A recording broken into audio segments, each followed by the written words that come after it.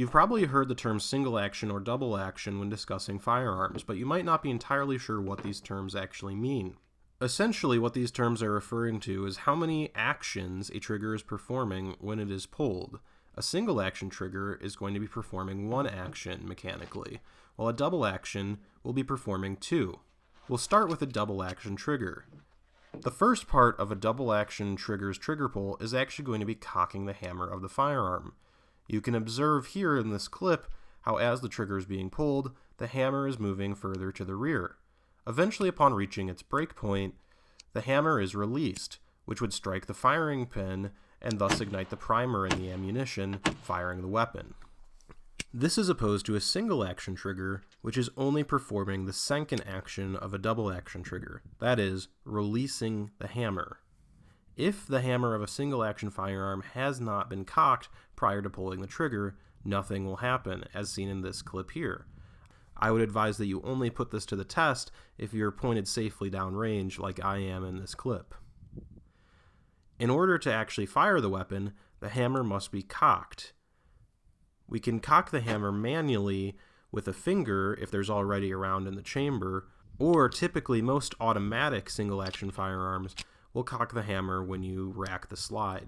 There are also many firearms known as double-action, single-action firearms, including this Beretta 92 here. In a double-action, single-action firearm, if the hammer is not cocked, the first trigger pull will cock the hammer and then release it, firing the weapon. However, every subsequent trigger pull will be a single action trigger pull because the reciprocating slide is cocking the hammer. The effect of this is that every subsequent trigger pull is going to feel shorter and crisper than the initial one, as you are no longer fighting against the weight of cocking the hammer. Double action, single action firearms also have the capability to decock the hammer, which is to let it down more gently and avoid actually firing the weapon.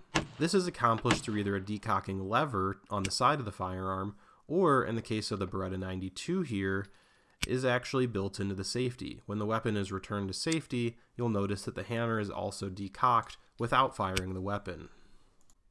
Double action and single action also applies to revolvers.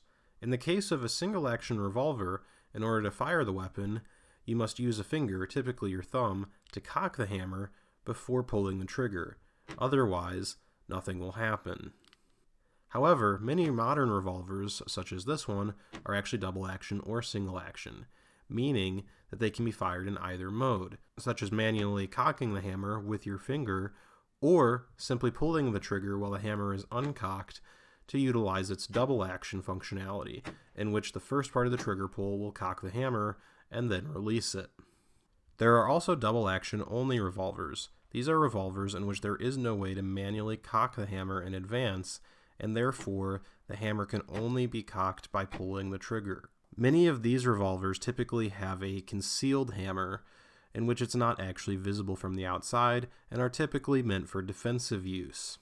By eliminating an external hammer, it avoids a snag point which could potentially catch on clothing or in your pocket. Finally, we arrive at our last category of firearms, at least for this video, and this is one that slightly defies the previous categorization. Striker-fired pistols are becoming more and more common, with most of the major brands on the market today primarily consisting of striker-fired weapons. Striker-fired guns do not have a hammer. Not just that it is concealed within the slide of the gun, as some double-action only handguns do, but instead there is no actual hammer at all. Instead, there's a striker, which is essentially a firing pin held under tension by a spring. In the case of a striker-fired pistol, the trigger pull is actually designed to mimic more of what you feel with a double-action trigger, meaning there is a longer stage in the initial part of the trigger pull in which you'll feel more resistance, and eventually you'll reach the break point of the trigger, at which point the striker is released and fires the weapon.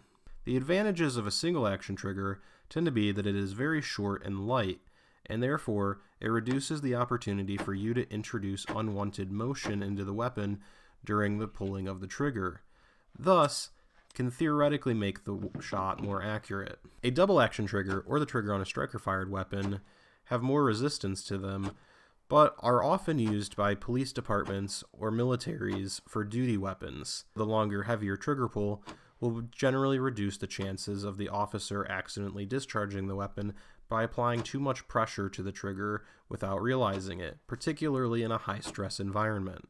Now that you know more about the differences between these types of triggers and actions, hopefully it will allow you to make a more informed purchasing decision. Thank you for watching.